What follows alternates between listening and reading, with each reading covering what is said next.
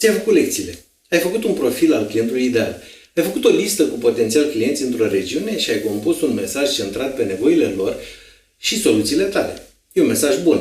Oricine are tipul acela de probleme ar trebui să fie interesat. Adică firmele care respectă profilul robot ar trebui să fie interesate. Sigur vor răspunde. Dai drumul la campanie. Pleacă mesajele de e-mail, LinkedIn, e-mails, scrisori și așa mai departe. Și aștepți. Iar când încep să vină răspunsurile, ești dezamăgit. Rata e minusculă. Mult mai mică decât te aștepta să fie. Ești dezamăgit și nu știi pe cine să dai vina. Oare profilarea ta e greșită? Sau poate mesajul nu e destul de clar, de atrăgător? Ești pe Salesman Pride și astăzi vei afla de ce atât de puțini potențial clienți răspund la campaniile tale. Ca să aflăm răspunsul, trebuie să ne întoarcem la ciclul de achiziție la client. Știți, ciclul de achiziție, care e geamănul procesului de vânzare despre care am vorbit în trecut în filmul acesta.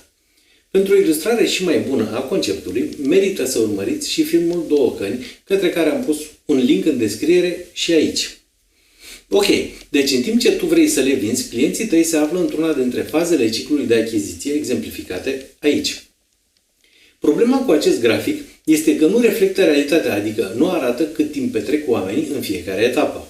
Ca să corectăm asta, haideți să luăm cazul achiziției de Software Enterprise Resource Planning ERP. Etapele ciclului de achiziție, generic vorbind, arată ca în acest grafic. Clienții trec de la o stare de satisfacție în perioada imediat următoare a achiziției la o stare de recunoaștere, adică își dau seama că produsul pe care îl folosesc nu este perfect, că are puncte forte și puncte slabe, dar își face treaba și justifică investiția care s-a făcut în acesta. Sunt mulțumiți și nu vor să schimbe. Cu timpul se schimbă circumstanțele clientului, evoluează clientul și soluțiile în piață, nevoile sale se schimbă și punctele slabe atârnă tot mai greu. Într-o zi se întâmplă ceva ce numim evenimentul determinant și clientul nostru decide să schimbe ERP-ul cu unul mai modern, mai puternic, mai potrivit nevoilor sale. Aceasta este etapa deciziei, care e de obicei scurtă. Urmează etapa criteriului, când clientul definește caracteristicile pe care le caută la noul produs. Dacă este destul de experimentat, apar și măsurătorile, adică expresia exactă, de obicei numerică, a criteriilor, gen să poată gestiona până la X tranzacții simultane. Urmează etapa investigației, în care adună date despre potențialii furnizori și întocmește o listă cu invitații pentru ofertare. În etapa selecției, elimină candidații ale căror oferte sunt mai puțin dezirabile până când ia decizia asupra câștigătorului. Etapa reconsiderării este o etapă în care clientul poate avea dubii asupra deciziei luate și uneori își poate schimba alegerea. Cam acesta este ciclul de achiziție pentru un ERP, unul lung pentru că un ERP este utilizat între 5 și 10 ani înainte să fie înlocuit, dar e un exemplu bun.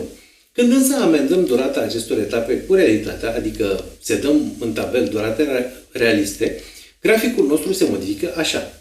Ei bine, plăcinta noastră arată radical altfel. Un client aflat în etapa satisfacției nu cumpără. Un client aflat în etapa recunoașterii nu cumpără. Un client aflat în etapa selecției rareori primește ofertanți noi în selecție. Un client aflat în etapa reconsiderării compară ceea ce a cumpărat cu alternativele pe care le-a avut în vedere inițial. Se întâmplă foarte rar ca un competitor care nu a participat la proces să poată întoarce rezultatul în favoarea sa. În mod normal, mesajele de vânzare sunt refuzate competitorilor noi în această etapă. Ce ne-a rămas atunci?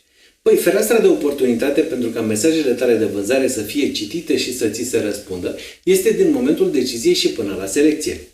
Asta înseamnă 1% plus 2% plus 1% plus 4% din timp, adică 8% din timp în cel mai fericit caz. Am avut în vedere un proces de 374 de săptămâni, adică 7 ani. Să presupunem că trimiți mesaje la 1000 de companii. Acestea s-ar putea să se afle în oricare dintre stagiile procesului de achiziție. Dacă facem calculul, 1000 euro la sută înseamnă doar 80 de companii care se află probabil într-una din etapele procesului de achiziție în care sunt interesați de mesajul tău. Nu vei primi însă 80 de răspunsuri, pentru că intră în joc alte probleme cunoscute și necunoscute. Oare mesajul tău va trece de filtrul de spam? Oare mesajul tău va fi citit? Oare e scris cui trebuie sau persoana aceasta nu are niciun rol în procesul de achiziție? Oare i-a plăcut mesajul tău? Diferite profile psihologice și profesionale vor aprecia diferit mesajul tău care, oricât de bun ar fi, tot este un one size fits all. Oare nu are deja un furnizor favorit? Iată de ce primești răspunsuri puține. Nu e pentru că ești un marketer prost. Nici pentru că mesajul tău e praf, probabil. Ci pentru că statistic nu ai cum să primești multe răspunsuri, pentru că majoritatea clienților potențiali nu sunt într-o etapă favorabilă unei noi achiziții. Dacă vrei să vezi și în viitor filme de genul acestuia, abonează-te la canalul meu de YouTube. Apasă și pe butonul în formă de clopoțel ca să fii avizat când adaug un film nou. La revedere!